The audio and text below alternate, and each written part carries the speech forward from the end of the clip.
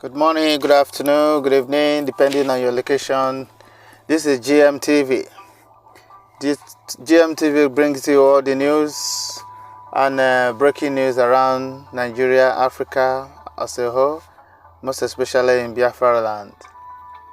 If today is your first time of coming across this our channel, please do us a favor to subscribe, also share our videos as well, and comment. Yeah, today there's a news about this man on this screen. Chinasa Nworu is on the run after being exposed of the atrocity that has been committing in Biafra land and everywhere around Biafra land. This guy is in charge with all some of his gangs. They have been terrorizing people in that area, of which they'll be doing it secretly, but they will come out in the open and say it's somebody else that does it, that is doing it. So these are the criminals that have been expelled from IPOB, and they are still operating underground. They have boys going for errands for them and committing atrocities all over Biafra land. You can hear the chief that was killed some time ago. These guys were in charge of the killing and also the destroying of properties and burning police stations as well. If you have not seen this video before, you will see it, because now these people, they are hiding their face now because they has been exposed. They are on the run now. They have been exposed. So just watch the video and also listen to the explosion, how they exposed all of them, and they are on the run. They will never come back again. These people have been expelled from IPOB, but they are working and doing evil on the background, taking people, executing people unnecessarily. The program continues. I need to play how they cook the poisoning of Onyendu. That somebody in Nigeria have confessed of sponsoring them to kill Igwe, and they have killed an Igwe in Igbo land. This is somebody who has confessed of invading where Igbo people, where young people were having meeting, and killed them and tagged them cultists, but they were never cultists. They were just political opponent that his own political godfather hired to go and kill them. He confessed in the meeting of yesterday that I played the audio. All of you heard it. Now he is calling somebody else a criminal, that he has 18 count charges. I do not know where they see 18 count charges. If you ask him now, bring where you see 18 count charges against Simon Ekpa. They cannot bring it. It doesn't exist. But he's telling that to the people in Kuwait and deceiving and brainwashing them just to get happy. Oh, Simon Ekpa have 18. And what you actually, if they claim that Simon Ekpa have 18 count charges, it is not about me. I want Biafrans to understand that when they say 18 count charges on Simon Ekpa, it's not about me. They are actually talking about Mazi Nnamdi Kanu. What they're trying to tell you is that whatever I have done today, whatever I am doing today, Mazi Nnamdi Kanu have done the same thing, and it is not a crime. But they are telling you that what me and Mazi Nnamdi Kanu have done and what we are doing to restore Biafra, to fight for the freedom of Biafra, is crime. And if I have 18 charges, Mazi Nnamdi Kanu also have 18 charges. That is the way they are going. And some of you don't understand it. That's why they have tried to destroy everything that Mazi Nnamdi Kanu have done before he was kidnapped. I want you all to listen. One must leave.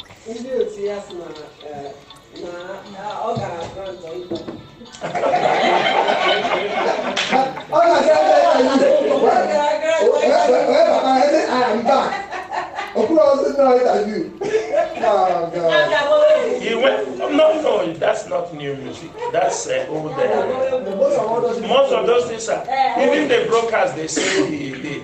It's 2022. Yes. Are you hearing it? They claim that the broadcast I made on the evening of the day of that news, they claim it is not live. They are discussing it in their meeting. They say, oh, that broadcast is 2022. You hear it? They say it's a lie. It's not live. That that was not a live broadcast. The same thing they did to Mazi Nnamdi Kanu. They came with when Mazi Nnamdi Kanu was kidnapped in Kenya, they started tweeting with his Twitter handle. They even arranged that it's going to come live. They say it's going to come live to broadcast and all that. So now they claim that my own broadcast that day was not live. That is a recorded broadcast of 2022. I want you all to listen. The day before. Yeah. He told them he will not broadcast, that they betray him. That was how, because they have warned him. When investigation starts, you will be warned not to do anything, do certain things. It's just like when the case is in court. Are you hearing it? He is brainwashing the people in Kuwait that Finnish authority has warned me not to broadcast again. And I said I will not go to broadcast again because they have betrayed me. Okay, I don't know who has betrayed me, whether it is the Finnish authority or whether it is the Nigerian government, I don't know. But I said that I will not, they have warned me not to broadcast again. So all this broadcast you see me doing is not me. It's fake. Maybe he's Al-Sudani from Sudan is broadcasting here now, not time. I don't know. So they gather in their small shell in Kuwait, and what they discuss is that they have warned Simon Ekpa not to broadcast again, but I'm still here broadcasting. So I don't know what they are going to call me now. Whether I'm going to be Saddam Hussein, whether I am what is the name? What is the name of this guy, of this man that acted the Gaddafi movie? General, what is the name of the guy? What is the name of the guy that acted Gaddafi, in a movie? Aladdin. I don't know whether they're going to call me Aladdin, General Aladdin. This is not Simon Ekpa, because they say he must not broadcast again. And the people are sitting there, listening to this garbage, and they are believing it. Just like those in Aba. Don't say anything concerning that thing until His people are telling their group to write a letter to Finnish police, Finnish authorities, and tell them that Simon Ekpa is the good guy. He's not using the word good guy. He also used the word in one of his good guy. That's what they are saying. They say that autopilot were writing letters to Finnish police, telling them that Simon is a good guy. So they asked me to be saying that I'm a good guy. and me, I am saying I'm a good guy. And this is where they are discussing how to get Biafra. So you can imagine, I was interviewed by Arise TV journalist from the United Kingdom that has nothing to do with whatever we are doing. Also, they claim that the Finnish Broadcasting Corporation that came to me to interview me they are agent. They are agent, that they are a security agent that I didn't know. In my own Finland, they are telling me that the Finnish Broadcasting Corporation that came to me they were working on the ground, that are security agents. Can you imagine? The people that I know and know very well, and they don't know, and the person that is feeding them this information has nothing to do with anybody in Finland. He's a criminal, ex-convict, a convicted criminal in Finland. He has a criminal record. Like, that they explained when he was explaining, he said, oh, that our guy in Finland, Williams, say when he has his own problem. He had his own problem, he was convicted. He's an ex-convict. And these are the people that are giving them information about Finland. A convicted person in Finland Is it where, you know, so if we come to talk in Finland, I will come out and he will come out? He's a criminal. He has a criminal record. I do not have any criminal record in Finland. I have never been fined by any court of law in Finland. These people have been convicted. So what they are ex-convict. So is it the people that I will come and sit in and be having anything to discuss with? Criminals? I want you to listen. I saw, I don't know, okay, I saw somebody. If you listen to Nnamdi Kanu the day he launched don't worry, my brother. Okay, the day Nnamdi Kanu launched ESN, Nnamdi Kanu did not just choose words or just say things out or from your own mouth. He followed up with events, everything that has been happening, house insecurity operating, every news agency that has carried all the news about Fulani S-men, the news about US government news advice to their citizens in Nigeria, how they have reported the movement of Al-Qaeda, Fulani S-men and all that towards the southern states. Before he now came up with every normal human being, we know that there is need. Yes. And before he also said we have to do this, he also said we met with the people in charge who are supposed to take care of these needs within the government, and they have refused. We have written letters, we have made all the pleas that we need to do. I have the letter with me. There is no in the original copy. As IPOB, we feel that we can support, we can help, we can come in to save lives. Before he said it, this guy, you watch his interview, he's telling you, you have been killing us. It is time for us to defend ourselves. It is self-defense. We are the good guys. I just cut on this statement. I don't even know who the person was even laughing at me. The person knew that this guy is not intelligent. The person knew he is not intelligent. The person was just giving him the answer. You see, I think this good guy is paying them. We have to increase the volume of the good guy. I remain the good guy. They claim that even the good guy, I didn't even know how it come about. It was when the journalist that came from London was interviewing me. I was explaining to him that in all this nonsense going on, I remain the good guy who say enough is enough. That was how the good guy thing came about. Nobody advised me to claim a good guy. It just came up when I was explaining to the journalist that in all this nonsense, Atiku is a criminal, P2B is a criminal, Tinubu is a criminal, and I asked the journalist, if it is in your own country, will you allow them to even have to even acquire the form to become a candidate in the election? You cannot allow them. So, and then also apart from that, our people are getting killed. So I am the good guy here, trying to say that enough is enough, and somebody have to do it, and I'm doing it.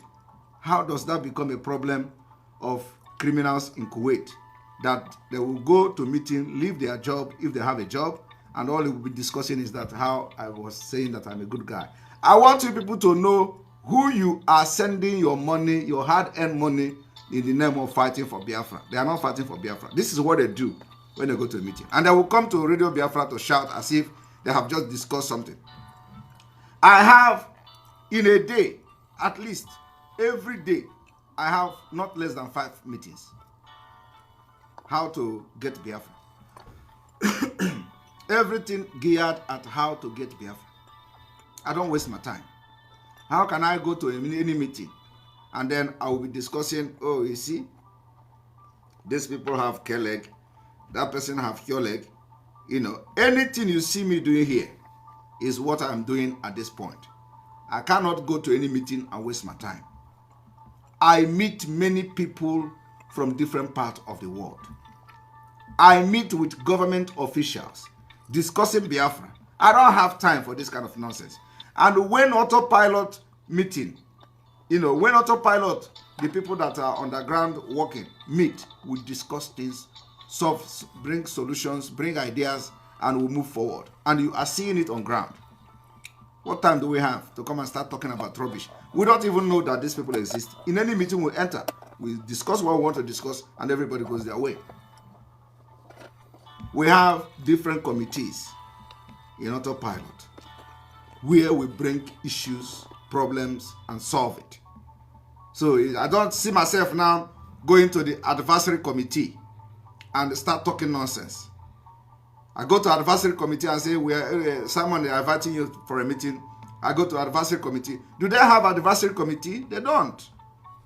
They don't have any committee anywhere. It is all about this nonsense. So I want people to listen as we continue. Those of you watching from Twitter, today's program is different. You have to join us on Enter Biafra. You have to manage Enter Biafra. Everybody's watching it, and it's a decision that I have made today. A lot of people complain that the Enter Biafra is not is jumping and doing this and doing that. Well, even in those social media, they also jump. The Facebook also jump and crack all the time. So in Enter Biafra, I think we are better than Facebook, because I remember when we were having, when I was using Facebook, where I have over 500,000 people there. Every time I come live, the live broadcasts were never stable. It has always jumped and jumped. So that shouldn't be a reason why you cannot watch Enter Biafra. So those of you watching from Twitter, we ask you to switch to Enter Biafra. Well, we're going to watch it from there, and you are going to follow us. Thank you.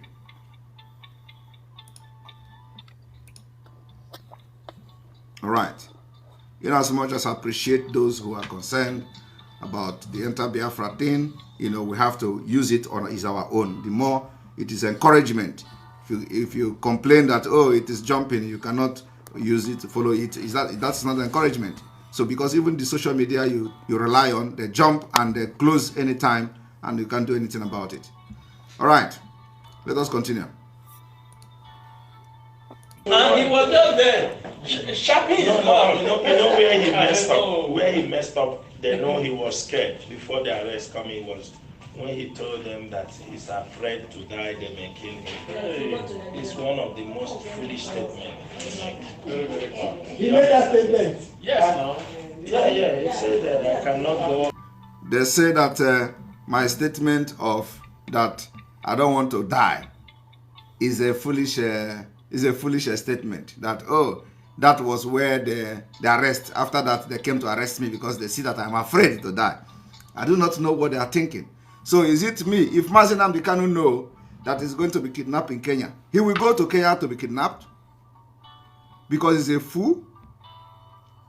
If Mazi Nnamdi Kanu know that he's going to be sold in Kenya, he will carry his bag because he is an actor that want to see fire and go and run into fire and let fire burn him because he has fire prevention garment on him.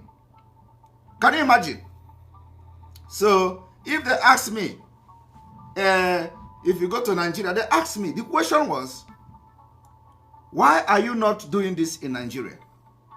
And that is the question that comes from everybody that is against Biafra. They will tell you, go to Nigeria and fight. Why should I go to Nigeria and fight? Because the idea is to silence the only voice speaking. Those people that are in Nigeria that try and dare to speak, where are they today? Where are they? Just look at the Eze in Lagos, who ordinarily came out to say, we are going to protect Ndibo. We are going to bring IPOB to Lagos to protect us because they are killing our people and burning our shop. Ordinary statement, which other people has made even worse than that.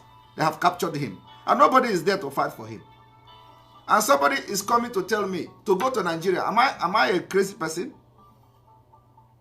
And he is not in Nigeria. He is in Kuwait. And he cannot even travel to Africa. But Simon Ekpa, you think I will come and pretend that, let me tell you, I don't know is that these are people that are not educated. They are not educated. They don't know how to present things to the public. They don't know how to present things. They don't even know how. Is Chinasa Nworu now? Can he go and talk to any president anywhere in the world? Can he go and talk to any parliamentarian anywhere in the world? He can't. Can Chinasa and Nworu grant interview to any media? He can't. He run away all the time because he doesn't have sense. Somebody asks you, why are you not in Nigeria? It is an opportunity for me to present what Nigeria is all about. That if I go to Nigeria as an activist, I will be killed. As simple as that. How does that, amount to me being afraid of dying? But that is what they discuss in the meeting. It is an opportunity to bring it to the world. Political activist. In Nigeria, they kill you. In Nigeria, they imprison you. In Nigeria, there is no freedom of speech. So why should I pretend that, oh, don't worry, there is no problem in Nigeria. If I can go there and start fighting. Why should I say that when it is a lie? Now they are trying to tell you, those of them that believe in them, that, oh, I am afraid of going to Nigeria. Ask them to go to Nigeria now. Why are they in Kuwait? They have not even done half of what I have done. Yet they are scared of going to Nigeria. So listen, this is a meeting of IPOB. He said he learned lessons from his predecessors. So they may kill him. So the guy said, so you are afraid to die? He committed a crime. Yeah. So if you are a free person, why wouldn't you go? No, that is not what he said. If he's under command, he will say, anytime they need me to be on ground or deployed on ground, you understand me? The leadership, anytime there is a need, they will deploy me and I'm ready to be there. Listen. Simple. When So That means you know that what he's doing is illegal. yeah. Are you hearing that? They say that the reason I said if I go, I don't want to go to Nigeria is because I know that what I'm doing is illegal. So which means what they were doing with Mazi Nnamdi Kanu is illegal to them.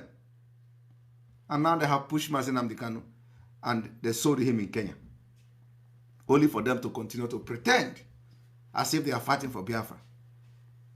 And now they send the Biafra innocent people to their early grave in Aba. Do you understand? I want you people to know and see the kind of people that were fighting for Biafra for 13 good years. Follow Mazi Nnamdi Kanu. And no wonder you hear Mazi Nnamdi Kanu say, I need 100 men. I need 100 men. Because these people are not men. They are not the people you are going to take to war. He cried and cried of 100 men. Now you know why. And it's this interview. Even that day they arrest him, it was another interview. He didn't know it was the police that called him, that they want to grant another interview. Hi, Chineke God. So that was that time he wrote again. That There was definitely Yes, he wants to go and grant another interview in 2 days. He don't know this was the AK before that was coming. Can you imagine? In Finland, they have told them that the people that wanted to interview me, that called me to interview me, was not journalists. They were AK people, security people. Can you imagine? Finland is not a place where where police will come to pretend if they want to come to you. They don't pretend. They call you straight. This is police. We need you. Why would police pretend and start? The people that wanted to interview me were journalists from the capital city, from the city of Helsinki. And they call them Helsinki Sanomat.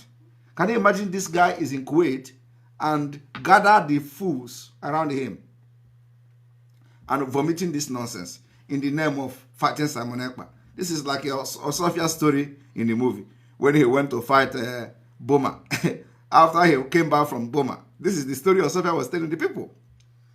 That the people that called me to arrange a meeting is the security agent, not a journalist, and that I'm a fool. I was thinking that they come to interview me. Can you imagine the kind of story? Hey! Interview Every second interview, every week interview. Instead of him powerful to preach Biafra to Fenu land. But Emma Powerful, the man asked him, what he asked Emma Powerful, he didn't call Emma Powerful the interview didn't call him to talk about Biafra. They asked him if what Simon Ekpa is doing if we are the one responsible, he's part of us. That's what they asked Emma Powerful. So Emma Powerful will leave to exonerate IPOB and Are you hearing it? And that was a lie. The man did not call Emma Powerful. It was Emma Powerful that called the man while the man was in the hotel room.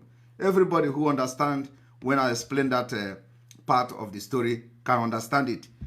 The journalist was in the hotel room and the phone rang and he picked up the phone and he asked who is this, and the person said he's Emma Powerful. So the man never called Emma Powerful. But the people that were guiding the man in Enugu, you know, the one Nigerianese P2P people that was guiding the man in Enugu was the one who gave the number of the man to Emma Powerful. And Emma Powerful called the man. And I asked the man, did you know who is Emma Powerful? The man said he cannot confirm who the person is. I said, did you see the face? You cannot know the person. And is Emma Powerful in the name of human being?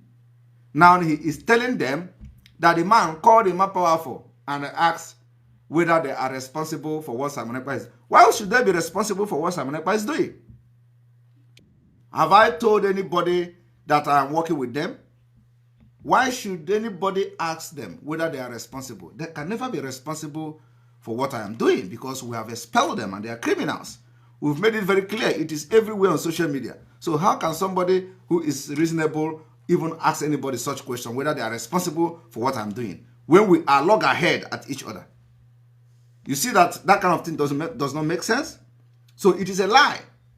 Because they know that we are fighting and we don't want to see each other because they are criminals and we have expelled them from the Biafra movement. So how can somebody now call them and start asking them, are you responsible for what Simon Ekpa is doing? Does it make sense to you? It does not make sense. And the one thing is this, he don't know that that man that was interviewing him, we already got information, he's a secret agent. Yes. The guy first go and make him interview. That first interview they grant him. He didn't know it's a secret service. It was sent, they sent him, the man after grant, he gave him that interview today. After 2 days, the man started coming to Nigeria. That day Obi was doing this thing. So he didn't, in his mind, he didn't know that man was a secret agent. Oh my God. Unbelievable. You see, the man that came to Nigeria was not even the man that interviewed me. The man that came to Nigeria was not the man that interviewed me. And he is not a secret agent. This is a man who has worked in the Finnish Broadcasting Corporation for many years. And he is now doing some kind of IT exchange service in Africa. He was never in my house. He was not even in Finland when this interview was granted. The man was somewhere in Kenya, either Kenya or one of the African countries, because he covers Africa. He was not in Finland. He was not part of the people that came to my house. And the man is a known journalist in Finland. And this man is in Kuwait telling the fools that he's a secret agent. That the man who came to interview me is a secret agent. And that's why I never tag them on Twitter, because they are there on Twitter. And this is how they lie. And, you know, the man that came to interview me was not the one that went to Africa. When they came here to interview me, the man that went to Nigeria was already in Africa, in one of the African countries. Because he was there having exchange, doing some kind of IT training for Africa, covering some event in Africa. So he was not part of those that came to my house. And above all, the man is a well-known Finnish journalist for many years that have served in the Finnish Broadcasting Corporation. What does it got to do with police? What does it got to do with working as a secret agent? Okay? And so what they are trying to do is to try to tell you that, oh, they are aware of something. They have no knowledge about it. I was aware that they are coming to Enugu State.